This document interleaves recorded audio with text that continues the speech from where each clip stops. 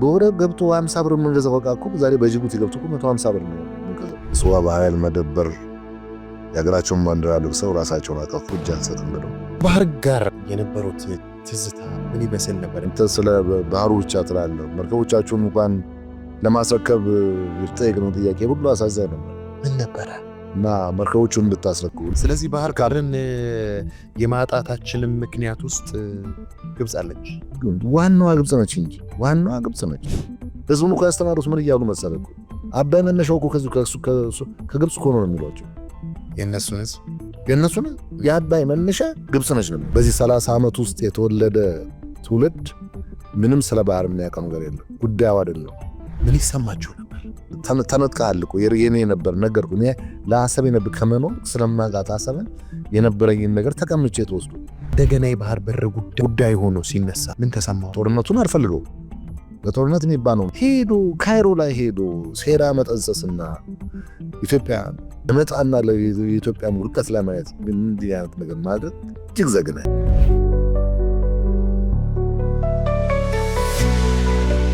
እንዴት ከርማችኋል ተመልካቾቻችን? ይህ ጋዜጣ ፕላስ ፖድካስት ነው። በጋዜጣ ፕላስ ፖድካስት የተለያዩ እንግዶችን እያቀረብን በተለይ ደግሞ በቀይ ባህር ላይ እንዲሁም በተለያዩ ማህበራዊ ጉዳዮች ላይ እያነሳን ከእናንተ ጋር ቆይታ የምናደርግበት ዝግጅት ነው። እንግዲህ ዛሬም እንደተለመደው አንድ እንግዳ ይዘንላችሁ ቀርበናል። እንግዳችን ፒቲ ኦፊሰር ቃለአብ ተመቸ ይባላሉ።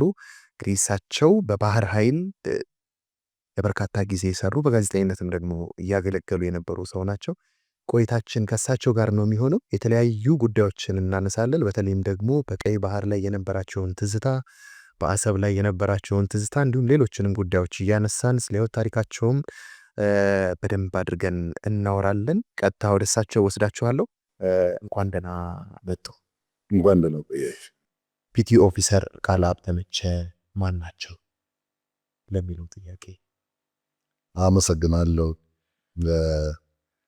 እኔ እንግዲህ ከውለት መጀመር ብዙም አያስፈልግም። እንግዲህ ግን የመጀመሪያ ደረጃ ትምህርቴን በቀድሞ በቀዳማዊ ኃይለ ሥላሴ ባለስልጣን በነበሩት በክቡር ራስ መስፍን ስለሺ በሚባል ትምህርት ቤት መጀመሪያ ደረጃ የተማርኩት እዛው ነው። እዚሁ አዲስ አበባ ነው።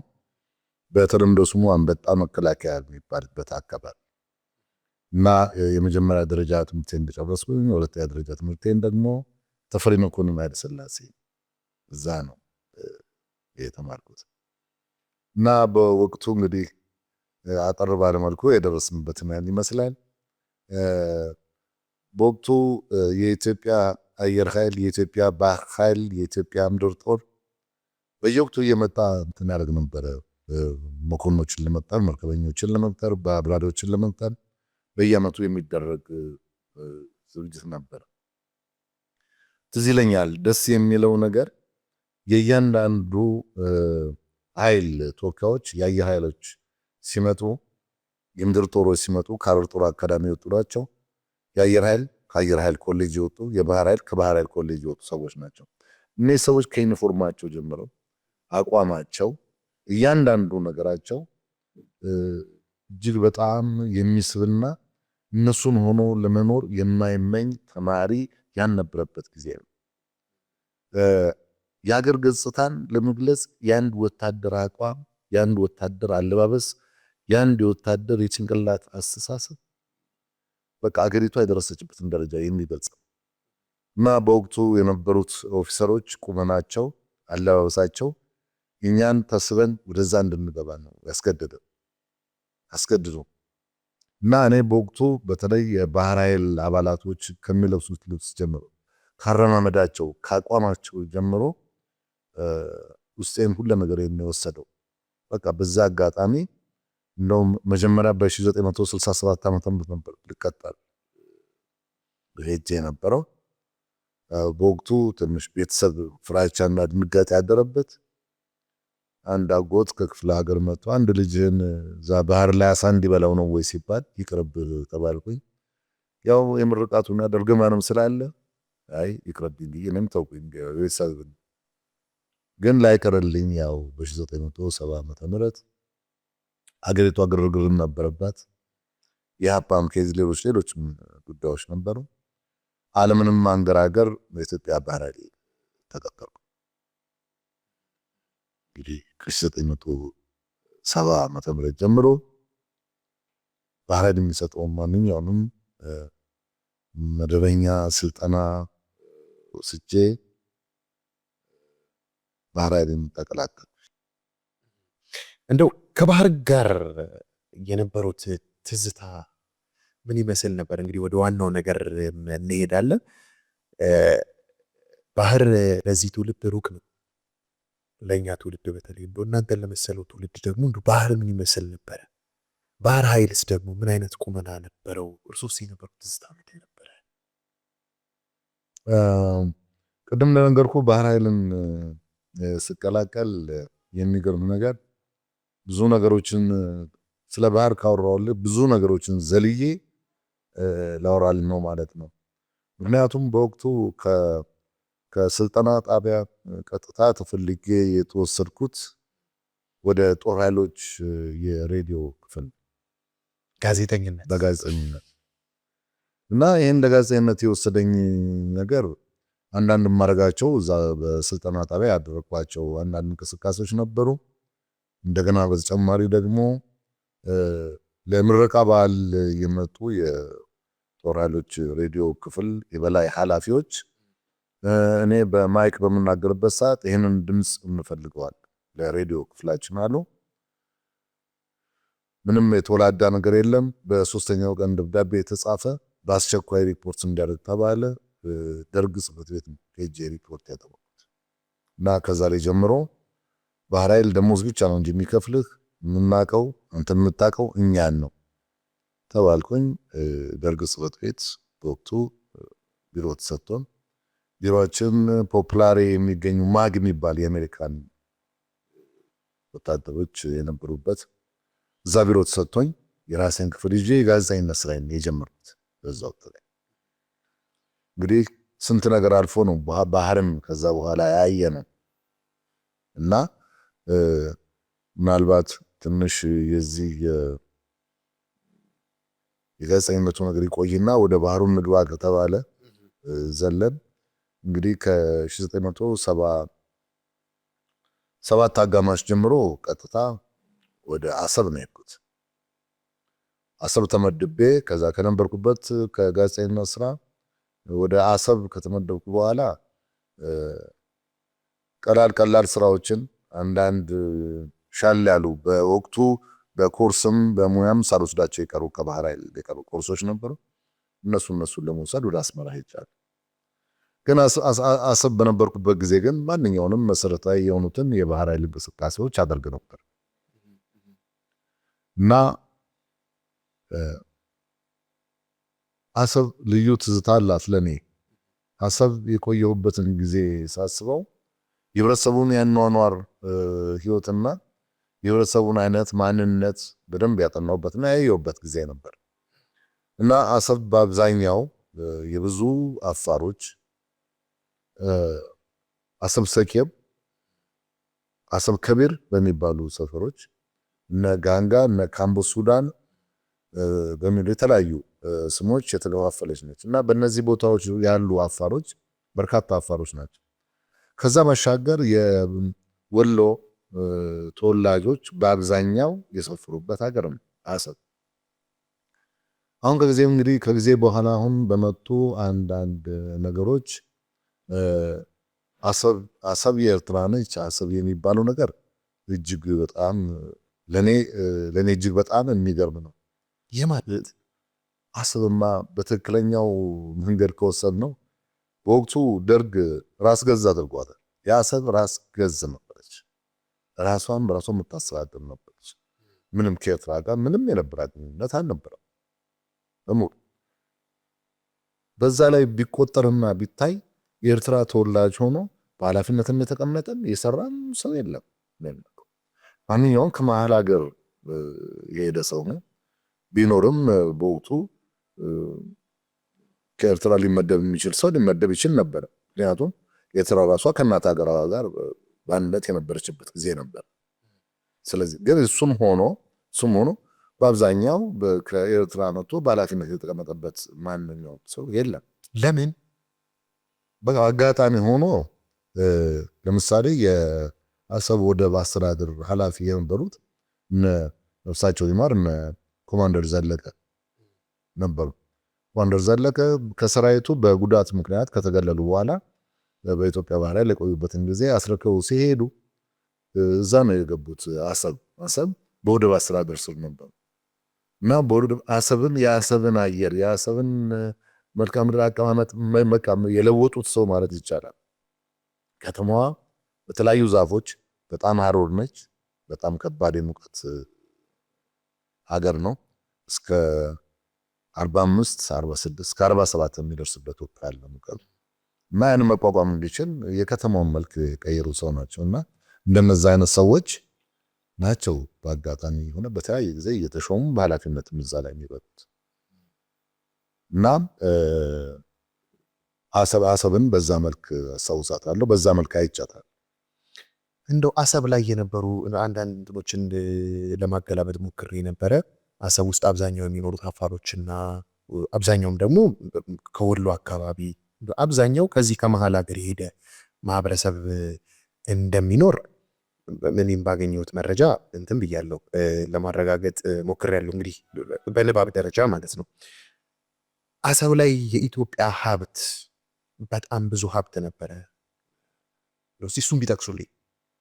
አዎ አሰብን እኮ ልዩ የሚያደርገው የወደብ ሀብቱ ቀላል ሀብት አይደለም። ሀገሪቷን እዚህ በጣም ብዙ ነገር የሚቀይራት ብዙ ነገር የሚለውጣት አሰብ የሀገሪቷ ደረቅም ይሁን የተለያዩ ነገሮች የሚጫኑበት የሚራገፉበት ወደ ሀገር ውስጥ የሚገባበት የተለያዩ እንቅስቃሴዎች የሚገኙበት ከፍተኛ ወደብ የነበረበት እንደገና በከፍተኛ ደረጃ የነዳጅ ማጣሪያ ነዳጅ አጣርቶ ለሀገራችን ሁሉንም ነገር የሚችል ማጣሪያ የነበረን ቦታ ሪፋይነሪ እጅግ በጣም ብዙ የመሀል ሀገር ሰዎች ከአዲስ አበባ ከተለያዩ ትምህርት ቤቶች ከተለያዩ ማሰልጠኛዎች ወጥተው መጥተው የሚሰሩበት ቦታ ነበር። አብዛኛው ከመሀል ሀገር የመጣ ሰው ነበር። የተወሰኑት ደግሞ ቀደም ሲል እንደነገርኩ ከወሎ ቅርብ ሰዎች አካባቢ እንዲሁ እየተሳሳቡ የተወሰነ ሰው መጥቶ አሰብ እየኖረ ሌላውን እየጠራ በአብዛኛው የኖረ ህብረተሰብ ነው እና ኢትዮጵያ የነበራት ሀብት የባህሩን ሀብት ስናነሳ ወደባችንን እናነሳለን። በወደብ ሀብት የምንጠቀምበት የምናስገባው ነገር ሌላ ወጪ የለብንም። የአሳ ሀብታችን ቀላል አልነበረም። እጅግ በጣም ብዙ ነበር። ብዙም አልተጠቀምበትም እንጂ ነበር።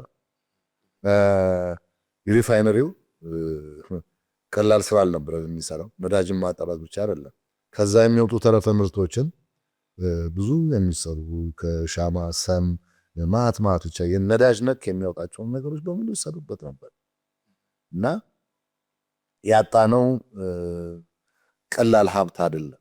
ቀላል ሀብት አይደለም የነበረው። በወቅቱ የነበረውም የሰለጠነው የሰው ኃይልም በዚህ በነዳጅ ማጣራት ስራ በፖርት በወደቦችን ከውጭ መርከቦችን በማስገባት ውጭ መርከብ መጥቶ ለሚቆሙበት የሚከፈሉት ገንዘቦች ሁሉ አሉ። ውጭ ምንዛሪ የሚገኝበት እነዛ ሁሉ አጠናል። መርከቦችን በማስጠጋት ታግቦት የሚባል ነገር አለ። መልካም ወጣቶች አሉ እዛ ላይ ሰርተው ትልቅ መርከቦችን ምናልባት ከፍተኛ የሆኑ መርከቦች ወደ ፖርቱ ላይ ጠጉ ይችላሉ ደብዙ ስለማይችል እንደነ ዊሊያም የሚባሉ የአሜሪካን መርከቦች አሉ። እነሱ መሃል ላይ ሆኖ ነው ባርጅ የሚባል ነገር አለ እንደ ኮንቴነር አይነት ነው። እሱም ባህር ላይ የላቁ ወደ ፖርት ይገባል። ያን የሚጎትቱ ታግቦት የሚባሉ አነስተኛ ሆኖ የሚጎትት ኃይለኛ የሆነ መርከብ ገፍተው የማስጠጋት ኃይል ያላቸው መርከበኞች ሲቪል ሰራተኞች ነበሩ እና ብዙ እንቅስቃሴ የነበረበት ሀገር ነበር አሰብ። ትክክለኛ ብዙ ገጽታው ትክክለኛው የአሰብ ወደብ ነው። የኛ ወደብ ነው። እስካሁን እዚህ ቅርብ ድረስ እስካለንበት በአንዳንድ ቡሬ ከቡሬ በኋላ ያለው ርቀት በጣም እጅግ በጣም አጭር። የዓለም መንግስታት ሳያውቁት ቀርቶ አይደለም፣ ሌሎች ሀገሮችም ሳያውቁት ቀርቶ አይደለም። ግን የሚያሳየው አገሪቷ ምን ጊዜም የባህር በር እንዳይኖራት የማይሰራ ደባ የለም። በነገራችን ላይ ኢትዮጵያ ባህር ኢትዮጵያ ራሱ ያለችበት በጣም ስትራቴጂ የሆነ ቦታ ላይ ነው። በሆርን ኦፍ አፍሪካ በዚህ በአፍሪካ ቀንድ ስትራቴጂክ የሆነ ቦታ ነው ቀይ ባህር። በጣም አሰብ ላይ ሆነን ማታ በብርሃን የየመን ብርሃን የጂዛንን ብርሃን ታያለ። የሳውዲ አረቢያ ብርሃን ይታያል፣ ውጋገን ይታያል። ዛት ማሽቀርበን እኔ በነበርኩበት ወቅት ላይ እንደውም ፕሬዝዳንት በወቅቱ የነበረው ፕሬዝዳንት ሄደን እሱን ለመታደግ ትእዛዝ ተሰጥቶ ነበር። ምንም አማራጭ ስለሌለ መንገድ ጀምረን እየሄድን እያለን ላንዲንግ ክራፍት የሰዎችን የሚጭን መርከብ አለ። ራምፕ ማለት ወደ መሬት ሲጠጋ የሚከፈተው በሩ እሱ መሃል ባህር ላይ ተገንጥሎ ወደቀ። ይሄ ጉዞ እየተደረገ ያለው ለሚሽን ከመንግስት ትእዛዝ ተሰጥቶ ወደ የመን ነበር። ያ ነገር ሪፖርት ተደረገ።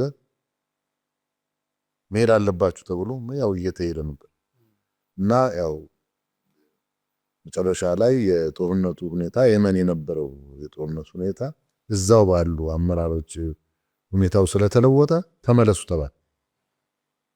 ኢትዮጵያ ወራል ተመልሰን ወደ አሰብ መጥተናል። ይሄ ምን ያሳያል? ሄዶ ውጊያ ለማድረግ ከየመን አሁን ሁቲ የሚባሉት አማጾች አሉ፣ ሌሎችም አሉ። እነሱ ጋር እንኳን ለመድረስ የባህር በራችን ምን ያህል ቅርብ እንደሆነና ምን ያህል ለማጥቃትም ለመጠቃትም ቅርብ እንደሆነ ያሳያል። እና ሳውዲ እና ምትላቸውም በባህር ልኬትና ርቀታቸው እጅግ በጣም ቅርብ ነው። እና ይሄን ባህር ማጣታችን ያን ሁሉ አሳጥቶናል። ቀይ ባህር መጠቀናችን ብቻ አይደለም መጠቂያችንም ነው።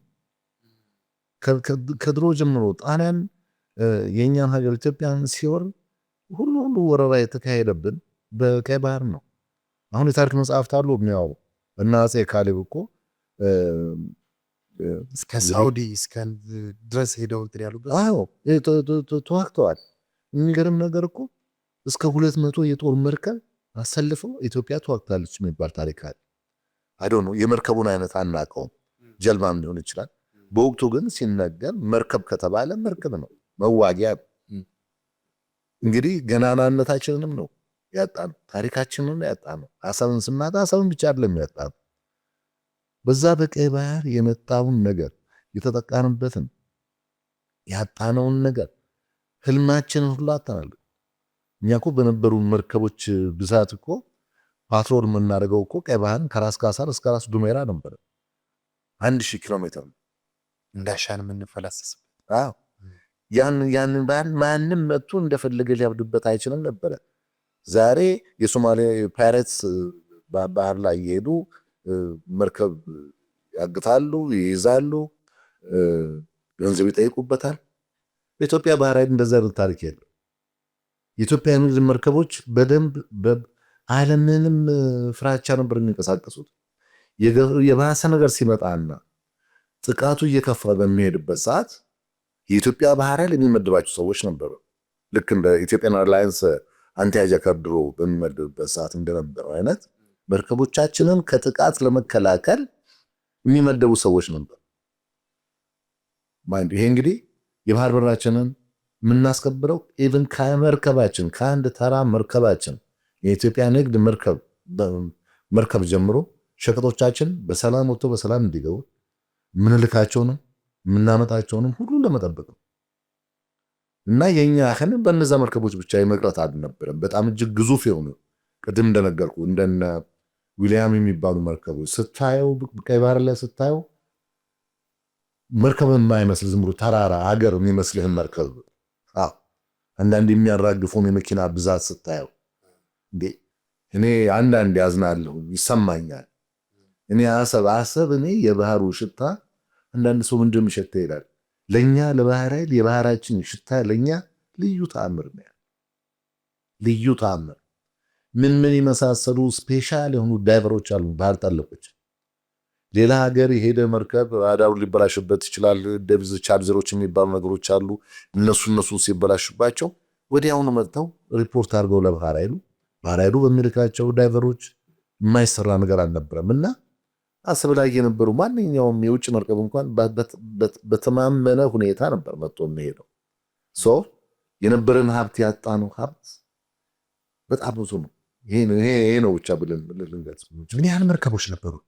ምን ከንግድ መርከብ ነው የጦር መርከብ? ከንግድ መርከብም ከጦር መርከብ። የዛን ጊዜ እንግዲህ ያው ከራስ ካሳር እስከ ራስ ዱሜራ ድረስ በደንብ በሰላም ያለምንም እንከን ኮሽ ሳይል ይጠበቅ ነበር። ምን ያህል መርከቦች ነበሩ የጦርና? በወቅቱ አንድ አባባል አለ፣ ብዙ ነገሮችን ስትናገር ወታደራዊ ሚስጥሮች አሉ። ስለዚህ ያለን መርከብ ለምሳሌ 50 መርከብ ቢኖር 50 መርከብ አለን አይባልም። መርከቦች አሉ እና የኖርንበት ልክ በዛ ቋንቋ ነን። ግን ባህራችንን ለመከላከል የእኛን 1000 ኪሎ ሜትር የባህር በራችንን ለማስከበር እጅግ በጣም አስተማማኝ የሆነ መርከቦች ነበሩ። የኔ መርከብ አይነታቸው ሁለት ነው። ፍሪጌት 1616 እና 1617 የሚባሉ ሁለት መርከቦች አሉ። እርስዎ የሚያሽከረክሯቸው? እኔ ሰራበት የነበረው 1616 ትባላለች። ዋናዋ የሁሉ መርከቦች እናት የሴለሮቻችን የመርከበኞቻችን እናትና አስተማሪ መርከባችን ኢትዮጵያን የምትባለው መርከብ ነች። ያቺ መርከብ በአፄ ኃይለ ሥላሴ ጊዜ የአሜሪካን ሕዝብና መንግስት በሳንቲም ደረጃ አዋጥቶ ለኢትዮጵያ የሰጣት መርከብ ነው። በሁለተኛውም ጦርነት ላይ ተካፍላለች እና 5 ኢንች ገን የሚባል መድፍ ያላት ነች። ለቀድሞ ለነበሩት ለቀዳማዊ ሥላሴ ለሳቸው ቤተ መንግስት አለው ከኋላው ላይ። ያቺ መርከብ የመለማመጃ መርከብ ተብላ ነው የተላከችው እና ማንኛውም የኢትዮጵያ ባህር ኃይል እዛች መርከብ ላይ ተምሮ መሰረታዊ ትምህርቶችን ተምሮ ብቃቱን አረጋግጦ ከኢትዮጵያ ላይ ከዛ ወደ ተለያየ መርከቦች ላይ ይመደባል። ሚሳይል ቦቶች አሉ። ፍሪጌት ማለት በጣም ትልቅ መርከብ ነው። የነበርኩበት መርከብ ከነስሙ ውስብስብ ነው ይባላል። የነበረው የመሳሪያ አይነት በጣም የተለያየ ዴፕዝ ቻርጀር ማለት ሰመሪን መጥቶ ያንተን መርከብ ለማጥቃት ባህር ውስጥ ሲመጣ በዛ ሶላር ዲቴክት አድርገን ሰመሪን መምጣቱን የምናይበትና ቶርፒዶም ሆነ ምንም የምንተኩስበት መሳሪያ ነው እና እኔ በአጋጣሚ እዛ ላይ ነበርኩኝ። ብራንች የኔ ሙያ ኤሌክትሮኒክስ ነው። ኤሌክትሮኒክስ ዲፓርትመንት ደግሞ መድፍ መተኮስም ሚሳይሎችን መተኮስም ናቪጌሽን በተመለከተ አንዳንድ ነገሮች ሁሉ የምንሰራው እኛ ነበር እና የነበሩ መርከቦች ብቃት ያላቸው አስተማማኝ የሆኑ ነገሮች አሉ። አሁን አሰብ በምጽዋ ለብቻቸው የሚመደቡ አሉ። አሰብ ሚሳይል ጣቢያ አለ። አሰብ ውስጥ ሚሳይል ጣቢያ ቲፒኤስ ይባላል። ቴክኒካል ፖዚሽን ሳይት ነው ይባላል። ያ 163 161 የሚባሉ ከሶቪየት ህብረት ሰራሽ ሆኑ ሚሳይል የሚተኩሱ መርከቦች አሉ። ሚሳይሉ በጣም ረጅም ርቀት ሄዶ ጥፋት የሚያደርስ ነው። ስለዚህ እነዛ አሰብ ያለው ቲፒኤስ ቴክኒካል ፖዚሽን ሳይት የሚባለው የኛ መደብ የኛ ቤዝ የቤዛችን ብራንች ነው። ሚሳይሉ ከዛ ስለሚሄድና መርከቦቹ ሚሳይል የሚይዙት መርከቦች አሰብ መኖር ስላለባቸው አሰብ ነው ያሉት ለዚህ ሚሳይል ቦታዎች እና አስፈላጊ በሚሆንበት ሰዓት ነው ትዕዛዝ የሚመጣበት ሰዓት ከዛ ሚሳይል ይወጣል። በመኪና ተጭኖ መንገድ ተዘግቶ እዛ ይገባል። ከዛ ይጫናል። በዛ ሰዓት ዝም ብለህ መተላለፍ እንኳን አትችልም። ሚሳይሉ መርከቦቹ ላይ እና የነበሩ መርከቦች ማንም አፍሪካ ውስጥ አለ የምትለው ነገር የለም። የኢትዮጵያ ባህር ኃይልና ሌላውን ነገር እኮ ከዚህ በፊትም ተናግሬያለሁ። ሌላ ጣቢያ ላይ ሌሎች የእንግሊዝ ጋዜጦች ስሞል በት ኢፌክቲቭ አነስተኛ ኃይል ሆኖ ውጤታማ የሆነ የመርከበኛ ኃይል ነው እየተባለ ይነገር ነበር። የኢትዮጵያ ባህር ኃይል ምን ይሰማችሁ ነበር? ምንም የማይሰማ ነገር አለ። በቀዳማዊ ኃይለ ሥላሴ ጊዜ እኮ ነገርኩህ እኮ እኛን እኮ ወደዚህ ባህር ኃይል ውስጥ የከተተን ነገር ግራጁዌሽን በባህር ኃይል ውስጥ ትልቅ ታሪክ ያለው ነገር መሰለህ። ግራጁዌሽናችን ምረቃችን የተማርነውን ትምህርት ውጤታማ ሆነ ባህር ኃይል ውስጥ ስትቀጠልም ስትኖርም ፈተና ነው ሁሉ ነገር። ማዕረግ ለማግኘት ፈተና ተፈተና ነው። ፕሮሞሽን ለማግኘት እድገትን ለማግኘት ተምረህ ነው። በተምረህ ነው። ምን ሳትማር የምታልፈው ነገር የለም። ህይወት ባህር ቤት ትምህርት ቤት ነው። ዛሬ ስትሰራበት የቆየው ሜዲካል ፐርሰናል ልትሆን ትችላለህ፣ ሐኪም ልትሆን ትችላለህ። የተማርከውን የምታውቀውን መድኃኒት አፕዴት ማድረግ አለብህ፣ ማሰልጠን አለብህ ራስህን። ወደ ማሰልጠኛ ትሄዳለህ፣ እንደገና ተምረህ ትመጣለህ። የምታክመው መርከበኛውን ነው። መርከበኛውን በጣም በክትትል ካላስተማርከው ካላከምከው ጤነኛ ካልሆነ ችግር ነው። የራሳችን ዶክተሮች አሉ፣ ውጭ ሀገር ድረስ ተልከው የተማሩ በጣም ሲኒየር የሆኑ ዶክተሮቻችን ሌሎቹን አፍርተዋል። እና ምንም የማይሰማ ነገር አለ። ባህር ኃይል ብዙ ነገር ስለ ደሴቶቻችን ነው ይቻላል። ምን የኢትዮጵያ ደሴቶች እኮ እንደተከበሩ ኖረዋል። ዳህላክ ትልቁ ደሴታችን፣ ሌሎች ጥቃቅኖች አሉ። ጥቃቅኖቹን በአሳማኝ ሁኔታ ነበር የሚጠበቁት። ዳህላክ ደሴታችን ደግሞ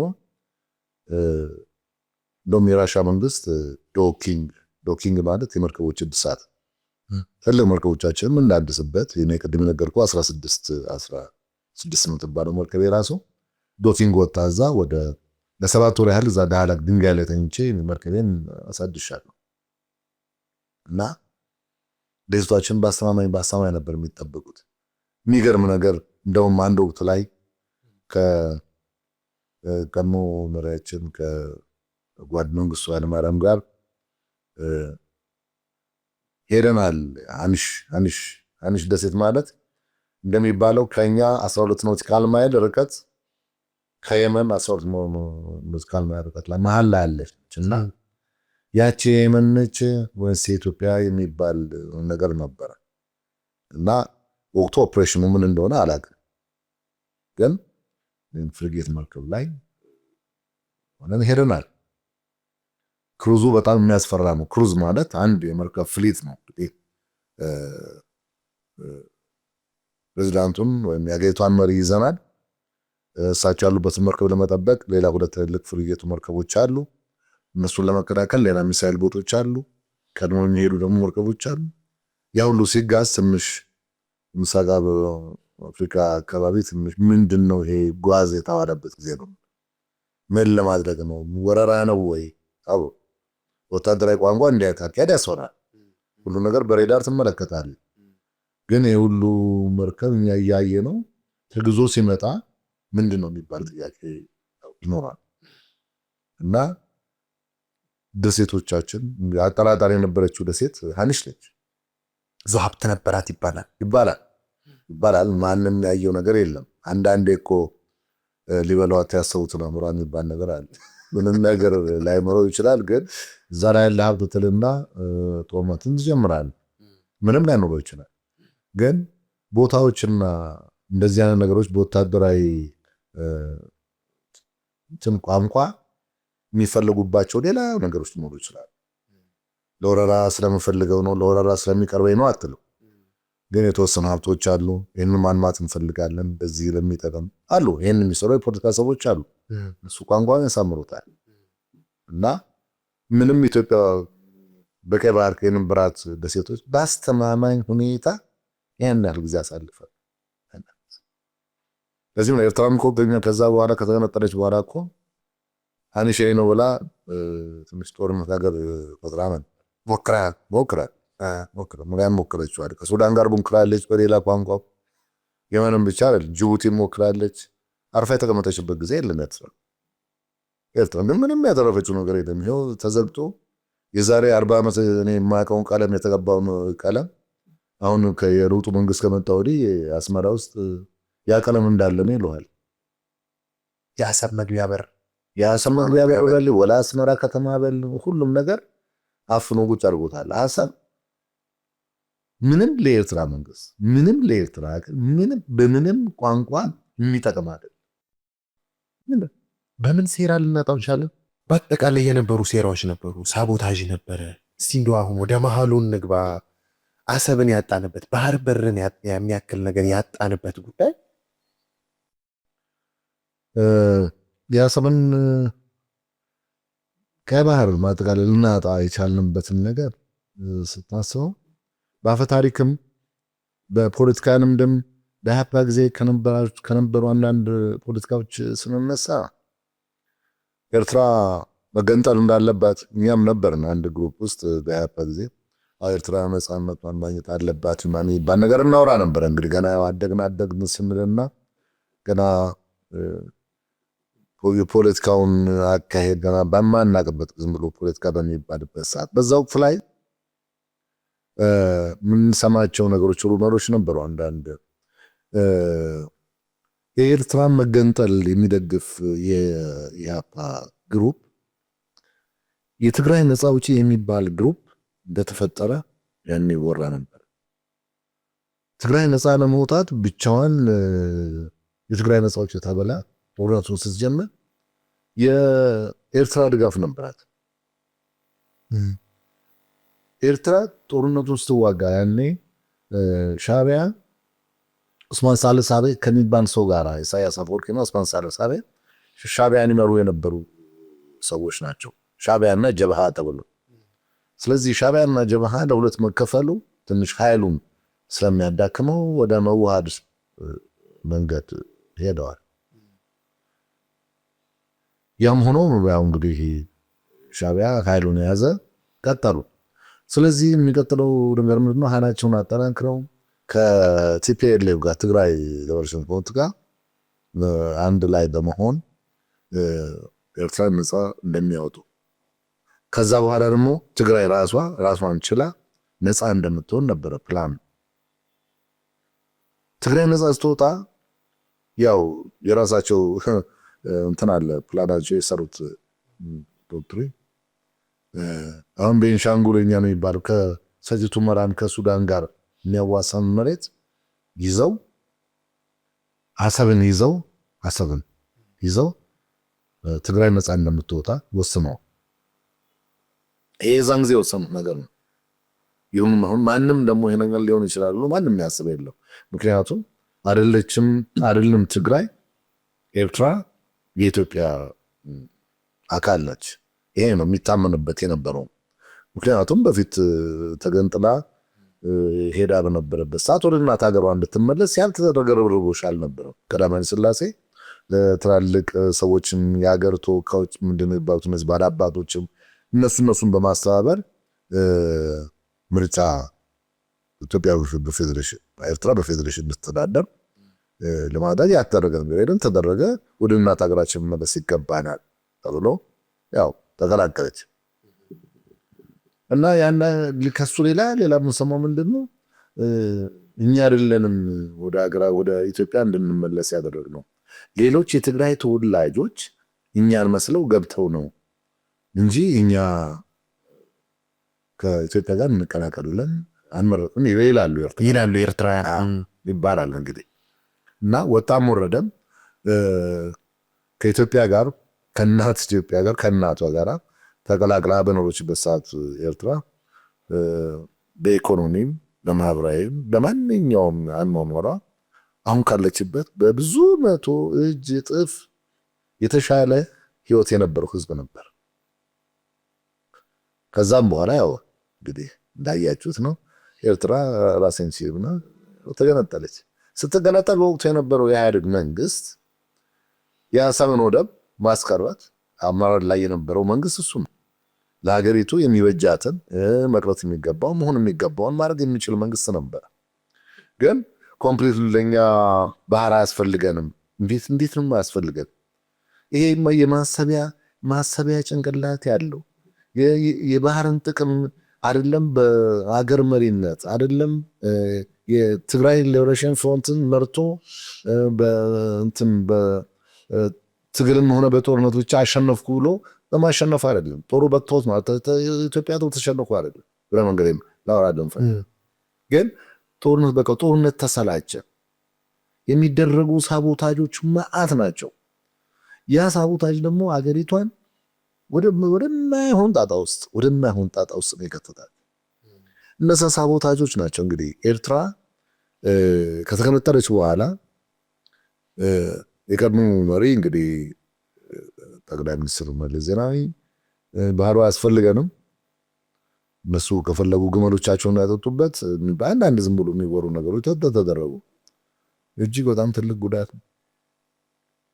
ያው ሳቦታዊ ምንድነው ይሄ ጦርነት ከዛ በኋላ የተደረገው የትግራይ ጦርነት አይነት ጦርነት ተደርጎ ትግራይ ነፃ ትወጣለች።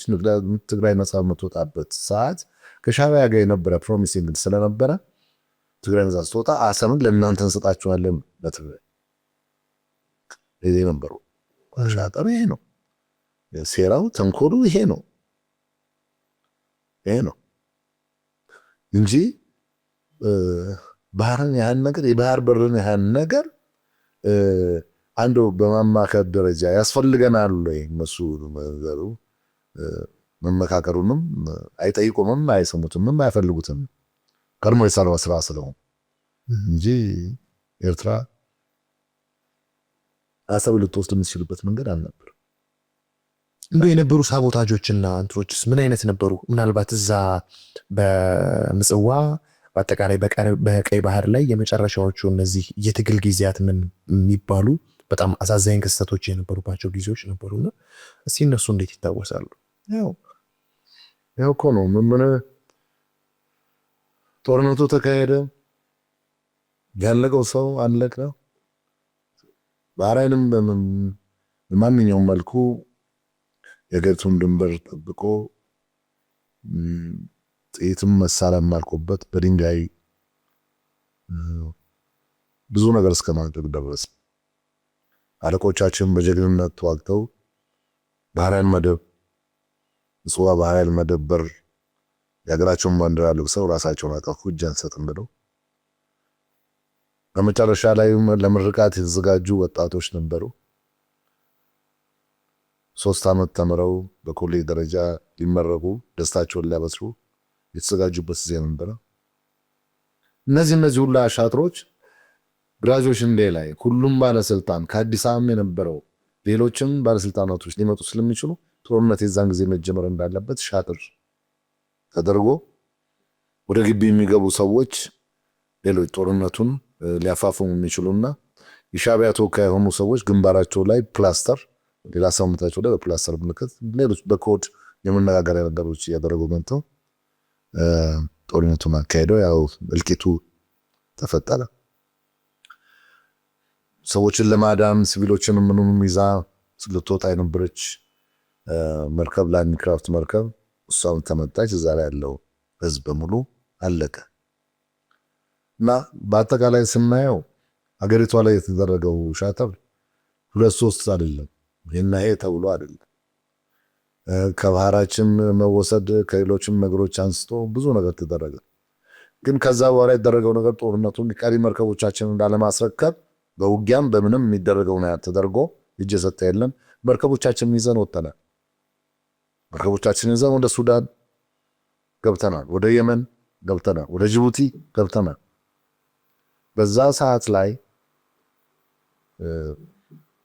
አንተ ስለ ባህሩ ብቻ ትላለህ። መርከቦቻችሁን እንኳን ለማስረከብ ይጠየቅነው ጥያቄ ሁሉ አሳዛኝ ነበር። ምን ነበረ? እና መርከቦቹን እንድታስረክቡ ለማን እንደምናስረክብ ሁሉ ስጠይቅ አገሪቷን የሚወክል መንግስት ካልኖረ ለማን ነው የምንሰጠው ነው የኛ ብሎ። ግን የኛ መርከበኞች በነበሩበት ቦታ ሁሉ ብዙ ነገር ሊደርስባቸው ነበር እና ብዙ አሳዛኝ ነገሮችን ሰባ ነበር እና ምን ወስናችሁ ምን ታደርጋላችሁ? ምንም የምናደርገው ነገር የለም። የኢትዮጵያን ሕዝብ የሚወክል መንግስት በሚቋቋምበት ሰዓት ያንን መርከቦች በሙሉ ሰብስበን እናስረክባል። ትክክለኛው እሱ ነው። ትክክለኛው ድርጊት እሱ ነው። ግን ማንም ሊቋቋሙ በማይችል ሁኔታ በተለያየ ሳቦታጅ፣ በተለያየ አሻጥር ከመርከቦቹ ላይ በማስወረድ መርከበኞቹን ወደ ተለያዩ ሀገር በመበተን የሚረከብ መንግስት መጥቷል ተብሎ የተወከሉ ሰዎች መጥተው ቀደም ሲል የነገርኩህን እናት መርከባችንን ኢትዮጵያ የምትባለውን መርከብ አግራውንድ አድርጋለች ተብሎ ብረታቸውን ቆራርጠው ሸጠው ያው ባህሉ እንዲከስም ታሪኩን ለማጥፋት በተደረገ ጥረት ያው ታሪኩ ጠፍቷል። ከዛም ቀጥሎ ለ30 ዓመታት ያህል ስለ ባህር ኃይልና ስለ ባህር ኃይል መርከብ የሚወራ አንድም ነገር አልነበረ፣ አይፈለግም ነበር። በግላችን ብዙ ጥረቶችን አድርገናል። ታሪክ ለማቆየት ቤተ መዘክሮችን ለማቋቋም ለመክፈት ብዙ ነገሮችን ያለፉ ሰዎችን በምን ኬዝ እንደሆነ የኢትዮጵያ የቀድሞ ባህር ኃይል አመሰራረት እንዴት እንደነበረ መጽሐፎችን በመጻፍ ሌላው ትውልድ እንዲያውቀው ወጣቱ ትውልድ እንዲያውቀው ሌላው ቢቀር ታሪክን እንዲያውቅ ባህር ማለት ምን ማለት ነው፣ ቀይ ባህር ማለት ምን ማለት ነው ወጣት ማወቅ አለበት። እና በለማድረግ ብዙ ነገር ሞከር፣ አልሆነ። በዚህ 30 ዓመት ውስጥ የተወለደ ትውልድ ምንም ስለ ባህር የሚያውቀው ነገር የለም። ጉዳዩ አይደለም። ስለ ባህር በር ስታወራ የባህር በር ማለት ምን ማለት እንደሆነ ምንም የሚሰማው ነገር የለም። አብሮ የተከሰተ ነገር አለ። የትምህርት አቋም የትምህርት ዝቅጠቱ እጅግ በጣም የወረደ ነው። ይህን በትክክል ነው የምናገር። ስለዚህ በወደቀ የትምህርት አቅም እንደገና በተሸጠብን ባህር በር እጦት ታሪክን ለመጻፍ ፈልገን ለማሳወቅ ፈልገን በምናደርገው ትግል ወጣቱን ቀይ ባህር ምንድን ነው ስትለው ምን አውቃለሁ ይላል። ቀይ ባህርኛ ነው የት ነው እሱ ቀይ ባህር የሚልህ? ግማሹ ቀይ ባህር የሚገኝበት ቦታ የት ነው ስትለው ያው የፈረደበት አሜሪካ ነው። ወደ አሜሪካ አካባቢ ይወስዳል፣ ወደ ፓሲፊክ ይወስዳል። እና ይሄ ማለት እንዴት አይነት ትልቅ የሀገር ውድቀት ነው። ስለ ሀገሩ ያላወቀ ትውልድ ታሪክን ለማቆየት እኮ ነበረ አብዛኛው ትግል የነበረው። ለሀገር የማይጠቅም ታሪክ የለም፣ ለሀገር የማይጠቅም ትውልድ የለም። ያ ጊዜ አልፎ ግን አሁን የመጣው የለውጡ መንግስት ከፍተኛ ድጋፍ ተደርጎልናል። ማህበራችንን እናቋቁም ተደርጓል። ማህበራችንን እውቅና ተሰጥቷል። አቧራ አካባቢ የራሳችን ቢሮ አለ። ለክብርት ከንቲባ አስገብተናል። አንዳንድ ዶክመንቶችን አስገብተናል። ያስገባነው ዶክመንት የራሳችን ህንፃ ለመስራት አስበናል። ህንፃው የምንሰራው የቀድሞ ባህር ኃይሎችን ታሪክ ለመዘከር ራሱን ኤግዚቢሽን ትውልዱን ወጣቱን ላይብራሪ ከፍተን ባህር ኃይል ምን ማለት እንደሆነ ባህር ማለት ምን ማለት እንደሆነ እንዲማር ብዙ ነገሮችን አስበናል። ከዚህ በፊት እንደው መነሳት አለባቸው ብዬ የማስባቸው ነገሮች ስላሉ ነው። አንዳንዴ እርግጥ ነው ስሜት ይነካሉ አንዳንድ ነገሮች። በተለይ ደግሞ ያንን ሽታ ያየ ያንን ባህር ያየ ከለሩን ያየ መርከቦቹን የዳሰሰ ባህር በሩ ላይ ብዙ ትዝታዎች ላሉት ሰው እያንዳንዱን ነገር እያነሱ መጠየቁ ሊያሳዝን ይችላል። ግን አንዳንድ ነገሮች ደግሞ መነሳት አለባቸው መታወቅም ስላለባቸው ጭምር ማለት ነው። ምክንያቱም የኛ ትውልድ ይህንን ማወቅ አለበት ብዬ አስባለሁ። እኔ ባህር አላየሁ፣ መርከብ አላየሁ። ቅድም እርሶ ሲያነሱት የነበረው በቃ ምንም አይደለም። እዚህ ጋር ያለው ክሩ በአጠቃላይ ስለ ባህር ምንም አያውቅም፣ ስለ መርከብ ምንም አያውቅም። ምንም ይህ ማለት ከኢትዮጵያ ውጭ ካልወጣ ቢች ዳር ወይንም በተለምዶ እንደሚባለው ያን የሚያውቅ የለም። በዛ ከተባለ የኛ መዝናኛ ላንጋኖ ሊሆን ይችላል።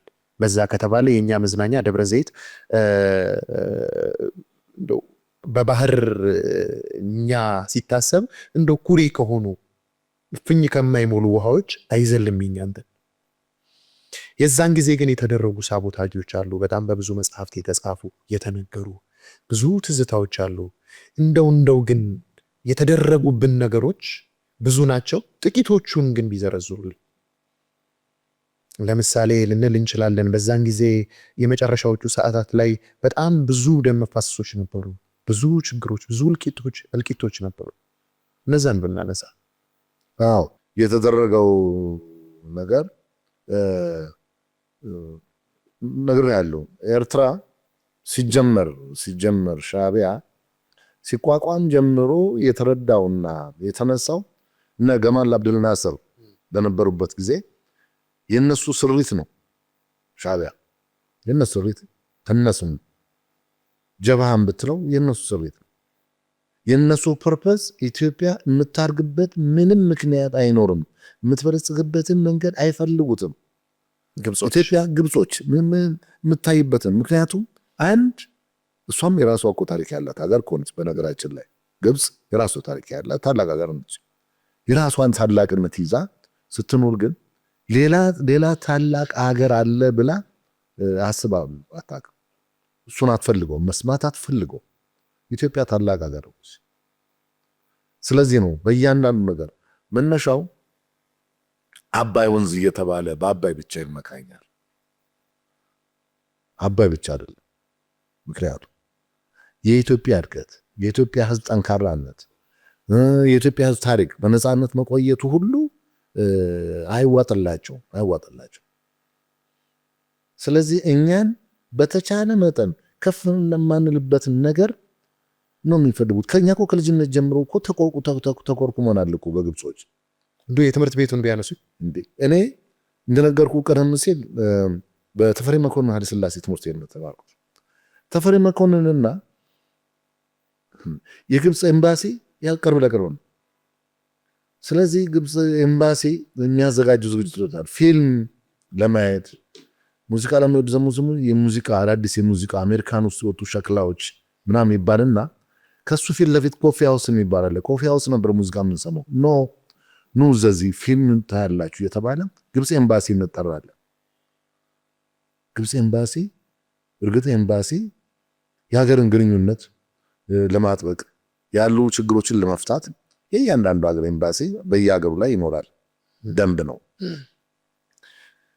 እግረ መንገዱን ደግሞ ያው የስለላ ስራዎች ይሰራሉ የሚታወቁ። የግብፅ ግን ከኛን ከልጅነት ጀምሮ ስትሰለለን ያደገችው። በዛን ጊዜ በቀዳማዊ ኃይለ ሥላሴ መንግስት ከሃይ ስኩል አንደኛ፣ ሁለተኛ፣ ሶስተኛ ከተፈሪ መኮንን፣ ከምኒልክ፣ ከኮከበ ጽባ ከነዚህ ታዋቂ ከሆኑ ትምህርት ቤቶች ከምኒልክ የሚወጡትን ከአንድ እስከ 3 የሚወጡትን ተማሪዎች ቀዳማዊ ኃይለ ሥላሴ ወደ እንትን ነው የሚወስዱት፣ ወደ ሚሊተሪ አካዳሚ፣ ወደ አየር ኃይል ኮሌጅ፣ ወደ ባህር ኃይል ኮሌጅ፣ ወደ ሐረር ጦር አካዳሚ። የትምህርቱ አሰጣጡ ያኔ እያንዳንዱ ኮሌጅ 3 ዓመት ከ8 ወር ነው የሚያስመርቀው። ምድር ጦርም አየር ኃይልም ባህር ኃይልም ምርጥ መኮንኖች የነበሯት ሀገር ነች ኢትዮጵያ። እና ይሄ ነገር ይወሰዳል። ስለዚህ ባለስልጣኖች ቀድሞ የነበሩ ባለስልጣኖች እነ ከተማ ይፍሩና በኃይለ ሥላሴ ጊዜ ቀድሞ የነበሩ ሰዎች በሙሉ የተማሩና የወጡት አብዛኛዎቹ ከተፈሪ መኮንን። ስለዚህ እነዚህ ሰዎች ምናልባት እኛንም እንደዛ አስበው ሊሆን ይችላል አናውቅም። ግን የነበረው ክትትል ምን ተማራችሁ ውሎህን ይጠይቀዋል። ምን ቢደረግላችሁ ደስ ይላችኋል? ምን ያልተደረገላችሁ ነገር አለ? ፍላጎትን ምን ሆኖ ይጠይቃል። ይሄ ግብፅ ኤምባሲ ያን የሚያደርገው ነገር ነው። እኛ አናውቅም። ወጣትነት የተወደድን መስሎን ግብፅ አጠገባችን ስላለች የጎረቤት ሀገር ስለሆነች ከመከረም ከፍቅር ይመስለናል። እነሱ ስራቸውን የጀመሩት በዛ ዘመን ከዛም በፊት ነው የጀመሩት። የዚችን ሀገር የአባይን መነሻ ያቋታል። ህዝቡን እኮ ያስተማሩት ምን እያሉ መሰለህ እኮ አባይ መነሻው እኮ ከግብፅ እኮ ነው የሚሏቸው። የእነሱን የአባይ መነሻ ግብፅ ነች ነው የሚለው። አሁን እኮ ነው የታወቀው። አሁን ቴክኖሎጂ አሁን ነው የታወቀው። ምን ማለት ነው ሲሏቸው እንዲህ ከኛ አይደለም ወይ ይነሳል ምጡ። ይሄን ያህል ህዝቡንም ቆርጠውታል፣ በኢንፎርሜሽን ቆርጠውታል። መጥፎ ነው። መንግስት ላይ ህዝቡ እምነት ላይ ኖረውና ወደፊት እና ትልቁ ፍጅትና ጭቅጭቅ አሁን እነሱ የሚጫነቁበትን እነዚህ ነገሮች ናቸው። እና ከልጅነት ጀምሮ ሲያሴሩብን ሲዶልቱብን ይኖሩ ሰዎች ናቸው። እና ከፍተኛ ባለስልጣኖችን መልመለው የማወቅ ምን እንደሚሰራ በጦርነቱ ጊዜ እኮ የምጽዋ ጦርነት ውጊያው ሲካሄድ ሰዎቻቸው ተዋግተዋል። አመራር ሰጥተዋል። እንደዚህ ያዛችሁ ተዋጉ፣ እንደዚህ ያደርጉ። የኤርትራ መገንጠል ላይ ከፍተኛ ሮል የተጫወቱት ግብጾች ናቸው። እነ ቡትሮስ ጋሪ በወቅቱ የነበሩት የቡትሮስ ጋሪ ከፍተኛ ስልጣን ላይ የነበረ ሰው። ስለዚህ ኤርትራ ነፃነቷን ማግኘት እንዳለባት ትልቅ ትግል ያደረገ ሰው ነው፣ ግብጽ ነው። እነሱ በጣም የተማሩ የሰው ኃይል አላቸው። በተለያዩ ከፍተኛ የተባበሩት መንግስታት ውስጥም ምን ውስጥ ገብተዋል። መጀመሪያ ረስተን ያደርጉት የሀገራቸውን ችግር አይደለም። የሀገራቸው ችግር ኢትዮጵያ ነች። በቃ የኢትዮጵያን መንገድ ማስቀየስ ነው፣ ኢትዮጵያን መቆፈር ነው። ስለዚህ አንዱ ትልቁ ምሳሌ አባይ ላይ የተደረገብን ሽረባ ቀላል አይደለም። ቀላል አይደለም። ዛሬ ግብፅ የምታገኘው ከአሜሪካ የምታገኘው የጦር መሳሪያና የኢኮኖሚ ድጋፍ ቀላል አይደለም። ስምምነት ስላላቸው። ስለዚህ ባህር በርን የማጣታችንም ምክንያት ውስጥ ግብፅ አለች። ዋናዋ ግብፅ ነች እንጂ ዋናዋ ግብፅ ነች። ግብፅ ባላት ሮል እኮ በካምፕ ዴቪድ ስምምነት አይደለም እንዴ ያን ያህል ገንዘብ እየተሰጣት ስምምነታቸውን አሁን ታወርደው ከእስራኤል ጋር ያለውን ጦርነት አቁመው በቃ እሷ እንዳይከፋት እሷን በማባበል ያዟት ግብፅን። ስለዚህ ግብፅ ያን ከተለች አሜሪካ እሷን ትከተላታለች። ምንድነው ትራምፕስ ብለዋል አይደለም እንዴ ልታፈነዳው ትችላለች። ኢንዳይሬክት ወይ አፈንጁ ነው ልታፈነዳው ትችላለች አባይ ልብ። ይሄ ዳይሬክት ሳይሆን ኢንዳይሬክት ድጋፍ ነው፣ ለግብፅ ድጋፍ ነው። እነዚህ ሁሉ አሻጥሮች የሚደረጉት በግብፅ ነው። ሃይማኖትን በተመለከተ ሁሉ ትመጣባለች። አሁን ትልቅ ኢሹ ለማድረግ የምትፈልገው ወደ ሃይማኖት ወስዳ ሌሎች አረብ ሀገሮችን እነ ሳውዲን እነ የመንን ሌሎችንም እንደዚሁ የአረብ ሀገራትን በሙሉ ጨምራ ኢትዮጵያ ላይ ሌላ ጥላቻን ለመስራት በጣም በከፍተኛ ደረጃ እየጣረች ነው። ስለዚህ እንዶ ችግሩን ብቻ ማውራት ሳይሆን ምን ማድረግ አለብን ከዚህ ነገር ለመገላገል ለሚለው ተሽለን ተገኝተን በኢኮኖሚ በፖለቲካው በሁሉም ነገር ተሽለን መገኘት ነው። ራስ ዱሜራ ለምን ራስ ዱሜራ ትሄዳለህ? አሰብ እኮ ባዶ ነው። ራስ ዱሜራ ጫፍ ላይ ያለ ነገር ነው።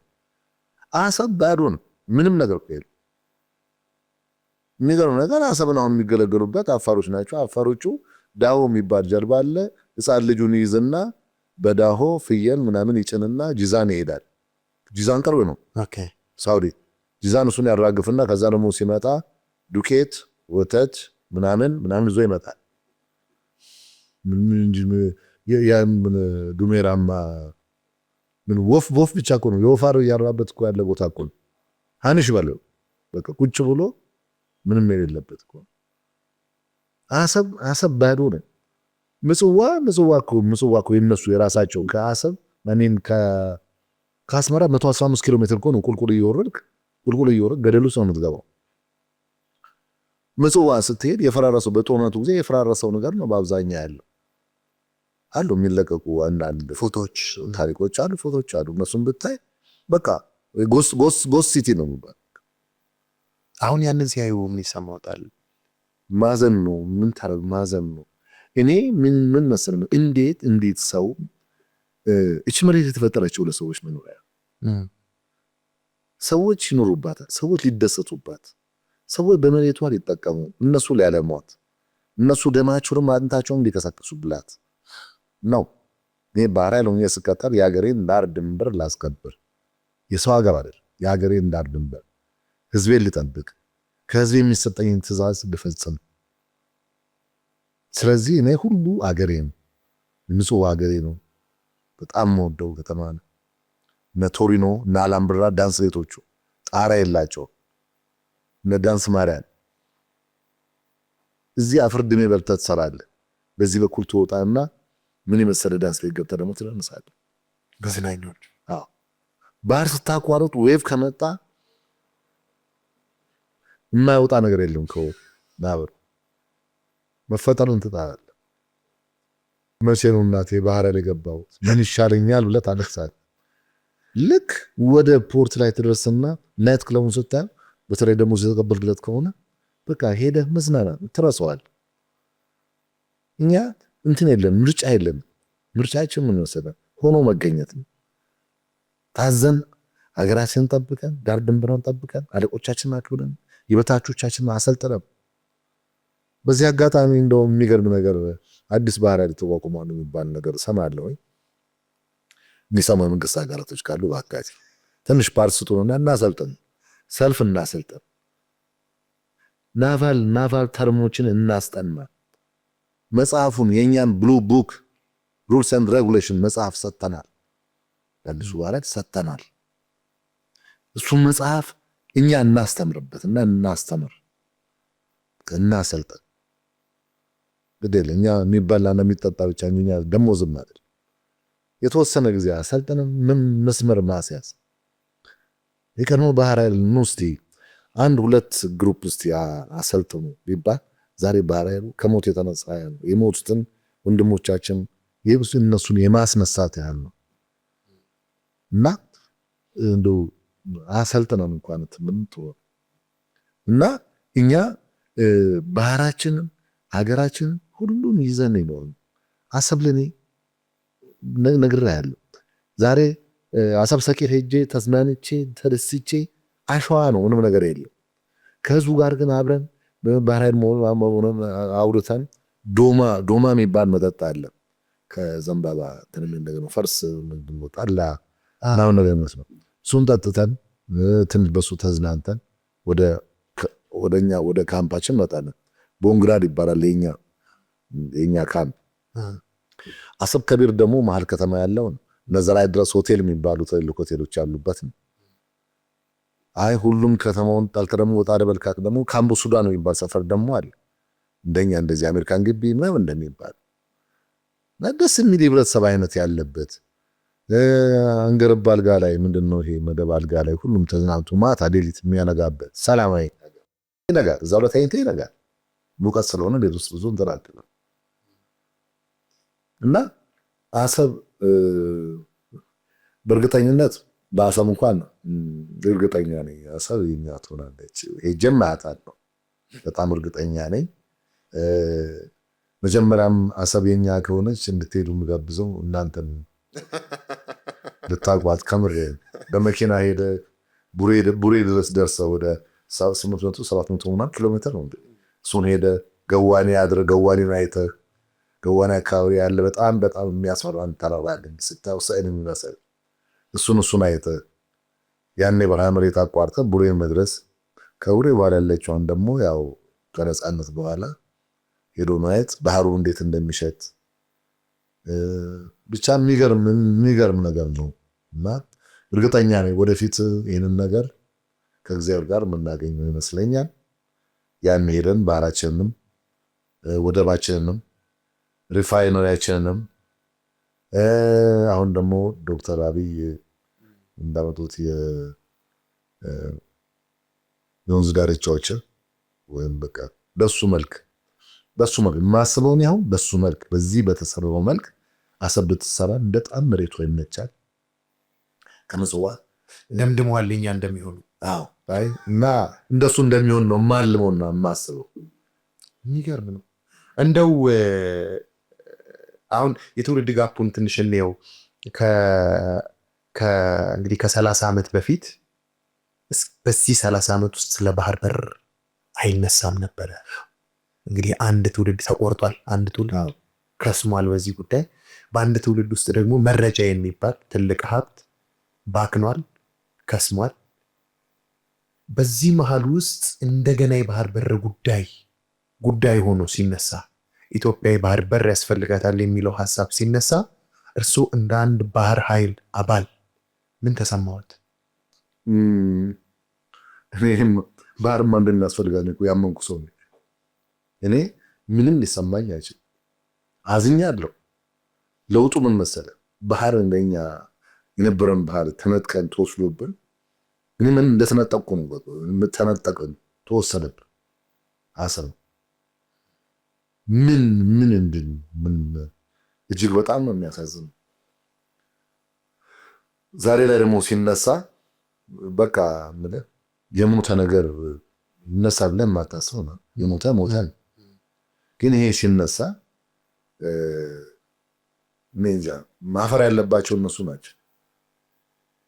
ምንም አይነት ዶክመንት የሌለበት አሰብን ወስደው የኛ ነው ምንም ታሪክ ሳይኖራቸው የሚሉት ነገር ትንሽ ሊታመን የማይችል ነገር እና ምን ሊሰማኝ ይችላል? ምንም እኔ እንጃ ልናገር የምችለው ነገር። ምክንያቱም ተነጥቃል እኮ የኔ ነበር ነገር እኔ ለአሰብ የነበር ከመኖር ስለማጋት አሰብን የነበረኝን ነገር ተቀምጬ ተወስዶ እንግዲህ ፍርድ ቤት ሄደ ክርክር ብትገባ ከዛሬ ነገር እያልክ ወይ እድሜን ትጨርሳለህ። የእሱ አይነት ነገር ስሜት ነው ያለው። አሁን የሚሰማኝን ብነግርህ ግን እንደሱ ነው የሚሰማኝ። ፍርድ ቤት ሄዶ ከዛሬ ነገር በቀጠሮ እየተመላለስኩኝ ንብረቴን አስመልስን ንብረቴን አስመልሳለሁ በሚል ተስፋ ወይ አልፋለሁ ሳላገኘው ወይ ለሚቀጥለው ትውልድ ይደርስ ይሆናል። መሆኑ አይቀርም። ጦርነቱን አልፈልገው ለጦርነት የሚባለውን ነገር አልፍ ግን ጥሩ ሆነ የዲፕሎማሲ ስራ ተሰርቶ የዲፕሎማሲውን ስራ ያን ያህል ወደ ቂምና ወደሚያቃቅር ነገር ማስገባት አይደለም። በተቻለ መጠን አካባቢንና ዙሪያን ጎረቤት ሀገሮችን በመልካም ሁኔታ እየተበደልክም ቢሆን በመልካም ሁኔታ ይዘወጥረ መያዝ ነው። አለበለዚያ ያለው ነገር አስፈሪ ነው፣ መጥፎ ነው። አሁን ሱዳን ያለው እርስ በርስ ጦርነት ከ3 ዓመት በላይ ሆኖ ወደኛ ይመጣል። ቶሎ ብሎ የሚታረቁበትን ሌሎች ነገሮችም ሰርቶ መጨረስ አንዳንድ ነገር ነው። አንድ አካባቢ ሰዎች መሪዎቻቸው በአማርኛ እየተናገሩ እኛ እያመሰገንናቸውና የተንደነቅባቸው አሁን ደግሞ በሌላ አይነት የፖለቲካ እዛው ካይሮ እየሄዱ እየተጠመዘዙ እየመጡ የሚናገሩትን ነገር ስታየው ያሳዝናል። ኤርትራ ከኤርትራ አያውቅም። ኤርትራ ማለት ኢትዮጵያ እኮ ነች። ኢትዮጵያ በአንድ ቋንቋ በአንድ ፊደል እየተጠቀምን አብረን ኖረን ተዋልደን ተጋምደን እዚህ ደረጃ ላይ ያለን ሄዶ ካይሮ ላይ ሄዶ ሴራ መጠንሰስና ኢትዮጵያ ለመጣና ለኢትዮጵያን ውልቀት ለማየት እንዲህ አይነት ነገር ማድረግ እጅግ ዘግናኝ። ይህን ማወቅ ያለበት የኤርትራ መንግስት 30 ዓመት በላይ ተዋጋን ነው። በሻዕቢያ ጦርነት ተዋጋን። መሬቷ በምቁ ማት ህዝብ እኮ በላች። በደርግ እንደገና ሌላ ጦርነት ከኃይለ ሥላሴ ጀምሮ አጋኔዶ እየተባለ ነበር። ኤርትራ ከኤርትራ እየቀረበን ማንም የለም። እኛ ላይ እንዲህ አይነት ሴራ ጠንስሶ እንደዚህ ያንን መስራት የትም ያደርሳል። የታሪክ ተወቃሽነት። ይሄ ሁሉ ትውልድ ያልፍና ምን አይነት መሪዎች ነበሩን የሚል ጥያቄ ነበር። አሁን ያለውን ሲያዩ እንዴት ሄዶ ኤርትራ ሄዶ ይደረጋል። ግን ግድ የለም አዋሳኝ አንድ መሬትና ጎረቤት ሆነ ምስም ከራስ ከወጣ በኋላ ጎረቤት ነው ነበር። ይህን ነገር እንዴት ተደርጎ ነው አሁን ሄዶ ከግብፅ መሪዎች ጋር ምን እንደሚያስቡልን ሳቁ ቀርቶ መሰለ አይደለም። መለስ ዜናዊ እኮ ራሱ አንድ ጊዜ እኮ ተናግሯል። ኢሳያስ አፈወርቂ ማለት የኔ ላይብራሪ ነው። በጣም አዋቂ ነውነቱን ለመግለጽ ነው። እንደዛ የተባለ ላይብራሪ የተባለ ሰው ዛሬ ጉንዶ ጠፍቶት ነው። ግን ያው ፖለቲካ ውጤቱ አንዳንድ ጊዜ እንደዚህ አሁን ይህን ሁሉ ካልን አሁን ላይ አሰብ ቢኖር ቀይ ባህር ቢኖረን ኖሮ ቀጥለን ቢሆን ኖሮ ምን እናገኝ ነበረ? በዚህ 30 ዓመት ውስጥ ደግሞ እናጣን 2 ቢሊዮን ዶላር እኮ ነው የምናጣው በየዓመቱ የምናገኘው 2 ቢሊዮን ዶላር። ጅቡቲ የምታገኘውን ነገር አሜን ብላ አሁንም እዛው ነው የምገባው አሜን ብላ እንደመቀበል ጭራሽ ሌላ ነገር እንዴ! እኛ ጅቡቲ የኛ ሆኖ ቢሆን ኖሮ በዚህ 30 ዓመት እኮ ወደ 60 ቢሊዮን ዶላር እኮ ነበር። በዛ 60 ቢሊዮን ዶላር ምን እንሰራበት ነበረ? ምን ልናደርግ እንችል ነበር? ይህም ጦርነት እኮ ላይ ላይፈጠር ይችል ነበር። የውስጥ ጦርነታችን አንዳንድ ጊዜ ከችግርና ከአንዳንድ ነገሮች አኳያ እኮ የሚፈጠሩ ነገሮች አሉ። መሰረታዊ ልማቶች ሲጎሉ አንዳንድ ነገር መደረግ ያለበት ነገር እሱ ሲጎል ለጦርነት ምንድን ነው ወደሚል እኮ ሊያስገባ ይችላል። የ60 ቢሊዮን ዶላር እኮ በየዓመቱ ምናለው በየጊዜው በ4 በ6 ቢሊዮን እንደ በጀት እያደረክ ብትመድብለትና ብትደጉመው ትምህርት ቤቶቹን ብታስፋፋበት የጤና መዋቅሩን በደንብ ብታደርግለት እኮ እንዲህ ሰው ጭንቅላት ይቀየራል፣ የሰው ስሜት ይቀየራል። መንግስትን ያመሰግናል። መንግስት ሁልጊዜ ትኩረቱ ለህዝቡ ይሆናል። ምን ላድርግለት?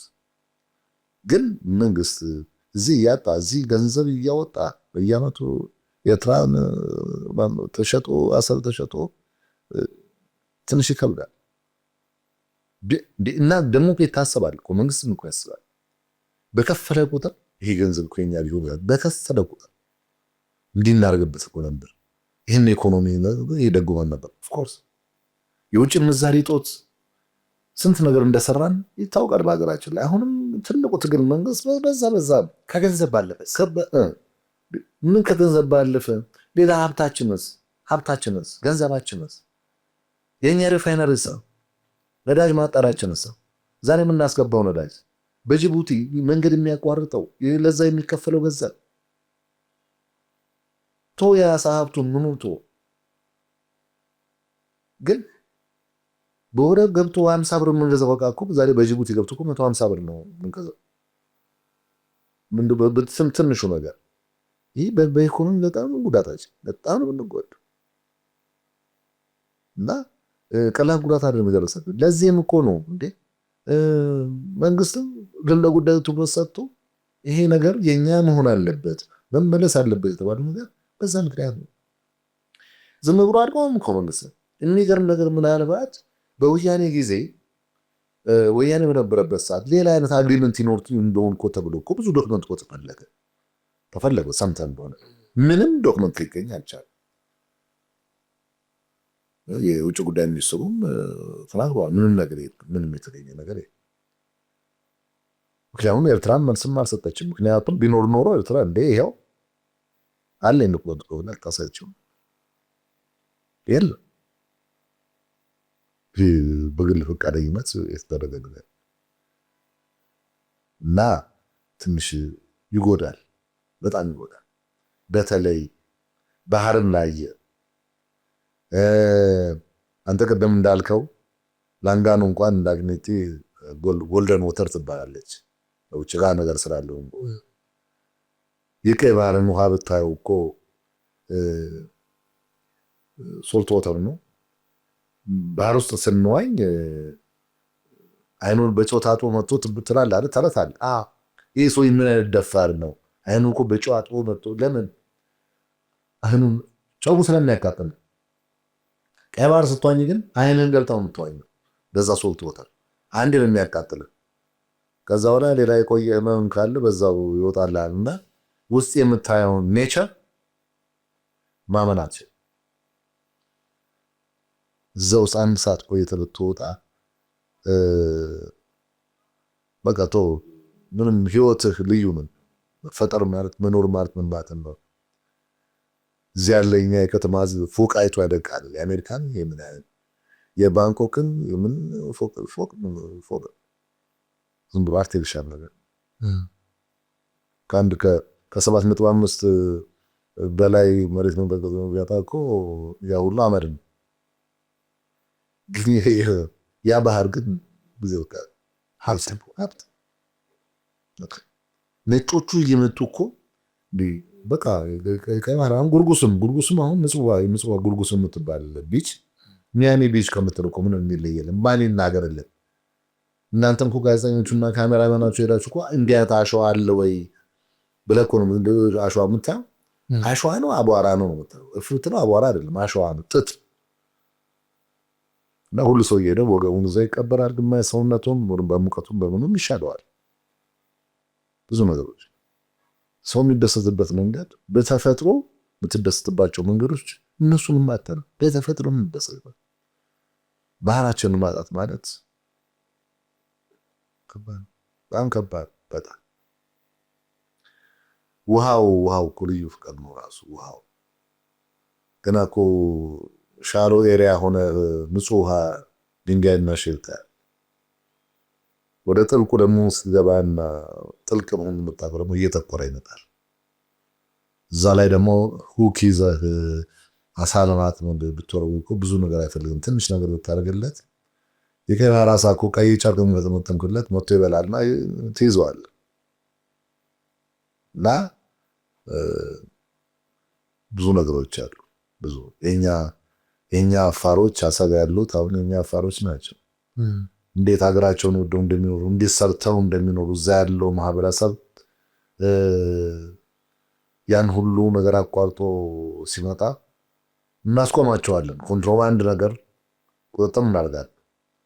ኮንትሮባንድ ነገር ከውጭ ይዞ ከመጣ እንይዛል። ኑሮ በቀይ ባህርና ኑሮ ከቀይ ባህር በኋላ ኑሮ በትዝታ ውስጥ ምን ይመስላል? ምን ኑሮ አለ ማለት ነው? ከምሬ እኮ ነው። ቀደም ከነገሩ ነገር አለ። ምጽዋ የሚገርም ነገር ከዚህ ከለውጡ በኋላ ብዙ ሰው ሄደዋል። እኔ አንድ ሄጃለሁ ነው። ከዛ በኋላ አንድ ሄጃለሁ። ከአስመራ ግን ምጽዋ ነበር የሚሄድ የፈለጉት። ያው ለምን እንደሆነ ይገባል። ቅድም ወሰላል ምጽዋ ከደረሱ አንድ ውሃውን ለማየት ነው። ሁለተኛ ቶሪኖ ክለብና ዳንስ ማርያምን ለማየት ነው። ምክንያቱም መዝናኛችን እነሱ ናቸው። ሌላውን ነገር ቀዝቃዛ ቢራ ባህር ኃይል ሞልቷል፣ ችግር የለም። ግን ያንን ለማየት አልሄድኩም ባይ ቻንስ ነው ስላላየን በሁለተኛው ቀን ተነሳን ወደ አዲስ አበባ እና ዝም ብለህ እኮ ትኖራለህ። እኔ አሁን ዛሬ ቀይ ባህር እንዳለ አሳበኛ ሆኖ ምጽዋም ብትኖር ሁሌ ጥሩ ነገር እያሰብክ ትኖራለህ። እድሜን የሰራሁበት መርከብ የጠበቅኩት የደከምኩበት ባህር ቆጥራለሁ ነው ስታጣው በ30 ዓመት አጥተኸው በጥሩ የወጣትነት ጉልበት ላይ ትተነው ወጥተን ከደከምክ በኋላ ምን ትዝታ ነው ይችላል? ተማዘን ታዝናል። ግብጽ ትቀናባታል። በምን ከ200 ዓመት በላይ ነው ጦሯ ከተቋቋመ። ያ ጦር አንድ ጦር ነው እስከዛሬ የባህር ኃይል ነው። የባህር ኃይሉም አየር ኃይሉም ድል ጦሩም አንድ በቃ እኛ በኃይለ ሥላሴ ጊዜ የተሰራ ያን የሚያክል ጦር ፈረሰ ወይ አፈረሰ። ወያኔ ራሱን ጦር ነው ሰበት። ይሄ ደግሞ ፎርም የተደረገ አሁን ደግሞ ሌላ መልስ ቢመጣ ደግሞ እንደገና ሌላ ፎርም እንዲያደርግ በቃ ሁል ጊዜ መሰረቱ የተቋቋመበት መሰረቱ መንግስት የኔ የሚለውን ጦር ቶሎ ብሎ ለማቋቋም። ስለዚህ ምን ትዝታ ይኖራል ሲቀባበል ባለሰለሳ ጊዜ ወጣ። እሺ በወያኔ ጊዜ ወጣ ምን ይኖራል? አይኖርም ምንም ነው። ስለዚህ እግዚአብሔር ቅድም እንዳልኩ ማጠቃለሉና ሀገሪቷን ሰላም አድርጎ አንድ አይነት ሲሆን ጥሩ እንጂ የግብጽ ጦር ቅድም ቀናበት አይደል 200 ዓመት አንድ ጦር በቃ የለም። ገማል አብዱል ናስር ነበር ወደቀ። እሱ አንዋር ሳዳት መጣ። ያውኑ ጦር አንዋር ሳዳት ሲሞት ደግሞ እንትናም ማን ነው ኤኒዌይ ነው የተጋየሩ ሲመጡ ያለው መንግስት አንድ ነው። ያው አልሲሲ ላይ ደርሷል። የመጨረሻው ጥያቄ እንግዲህ ስለ ባህር ኃይል ብዙ አነሳን፣ አወራን፣ ብዙ ነገር ብዙ ቁጭቶችን የሚያሳዝኑትንም ነገሮች ሰማን። አሁን ደግሞ ትውልድ አለ። ስለ ባህር ኃይል እንደው ምን መደረግ አለበት ብሎ ያምናሉ? ትውልዱ ከዚህ በኋላ ስለ ባህር ኃይል ያለው አመለካከት እንዲቀየር 30 ዓመት የረሳውን ነገር የተረሳውን ከአይምሮ የተፋቀው ነገር እንዲመለስ ምን መደረግ አለበት? እኛ እያለቅን ነው፣ እየሞትን በተፈጥሮ ሞትን። የኔ ሲኒየሮች አሉ፣ የኔ አለቆችን ብታያቸው ዛር ዳይናሚክስ ግን እየደከሙ በሞት እየተለዩ ፓሲፊክ ውቅያኖስን ከአሜሪካን ፒያሳ ኢትዮጵያዊ መርከበኞች ያሉት 3-4 መጣው።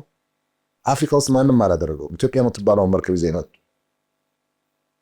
እነሱ ቁጭ ብለው ይህን ትውልድ ውቅያኖስ ማቋረጥ ማለት ይሄ ነው።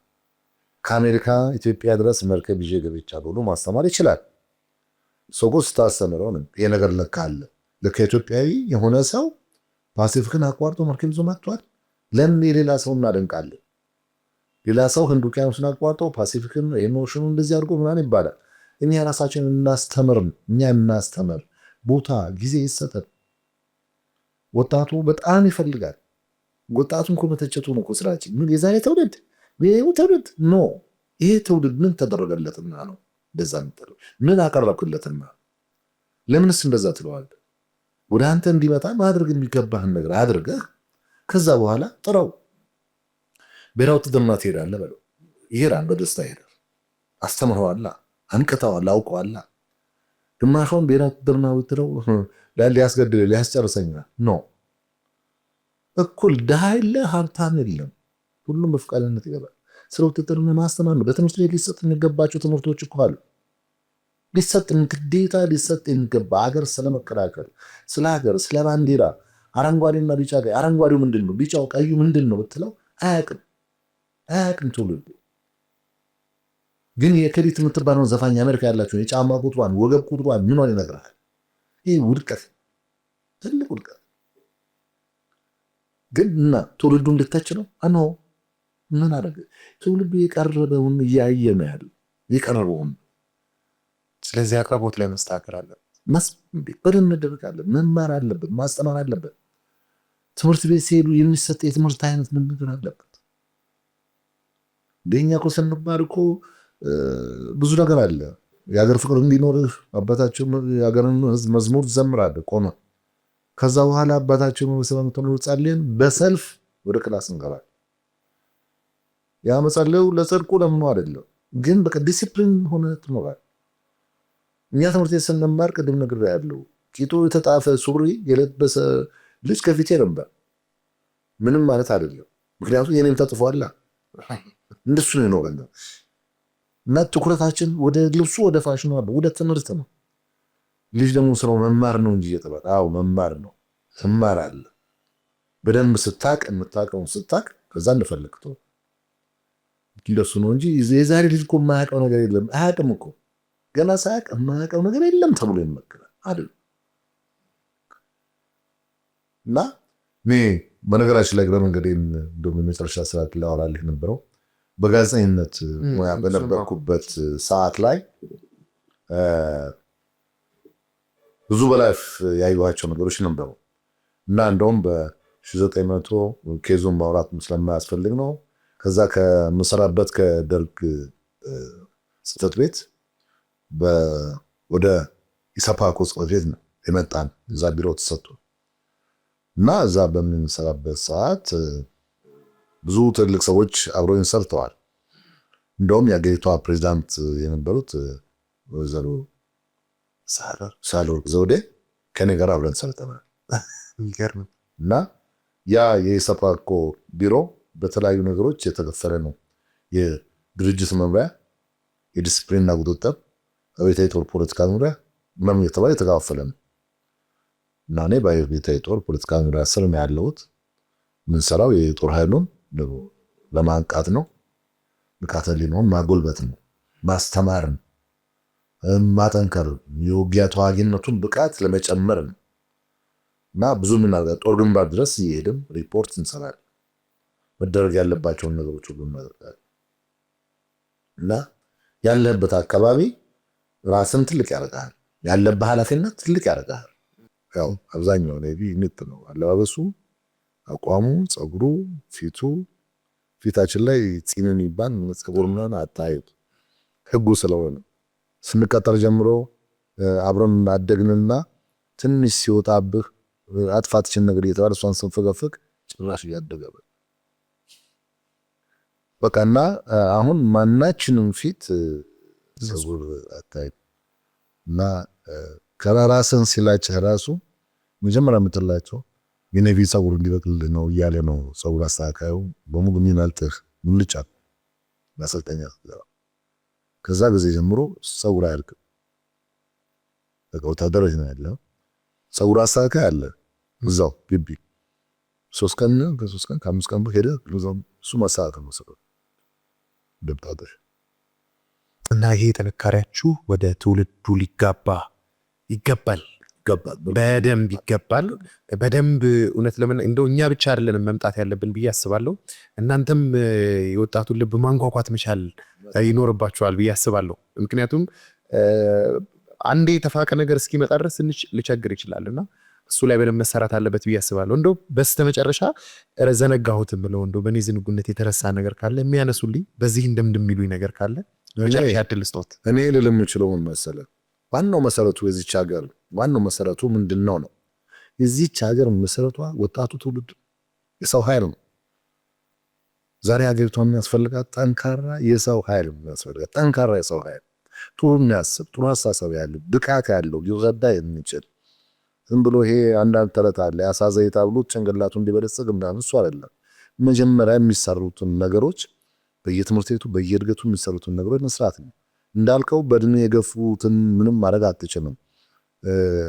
እንግዲህ አንዴ ብዙ የተተከለ ዛፍ ከተንጋደደ ያው እንደተንጋደደ ነው የሚሄደው። ትልቁ ስራ መስራት ያለበት ትውልዱ ላይ ነው።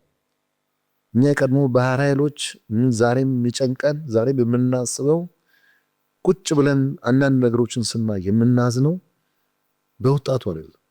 ምንም ሳንሰራ ወደፊት በማለፋችን ነው የምናዝነው። እውነቴን ነው። እኔ በጣም የማዝነው ምን ሰር እሱ ዝም ብዬ ሳስበው ምን አለ እንዲያሰልጥኝ እንዲያስተምረው ቢሆን ወደ እንዲህ ነገር ግን ብለነው ደግሞ ያው ዝምታው ሲከለከል ዝም በሉ ሲባል 30 ዓመት ሙሉ ዝም አለም ውጤቱ ታየ። ገባ መንግስት ብሔራዊ ውትድርና የግዴታ ብሔራዊ ውትድርና የሚባለው ነገር መንግስት በደንብ አድርጎ ማንሳት ያስፈልጋል። ይሄ እኮ በሰለጠነው ዓለም የሚደረግ ነገር ነው። ውትድርና ማለት ሰው የሚያደርግ እሱ ነው። በቃ ሰውን ለመቅረጽ ማሽን አያስፈልገው። ማሽኑ መስል ውትድርና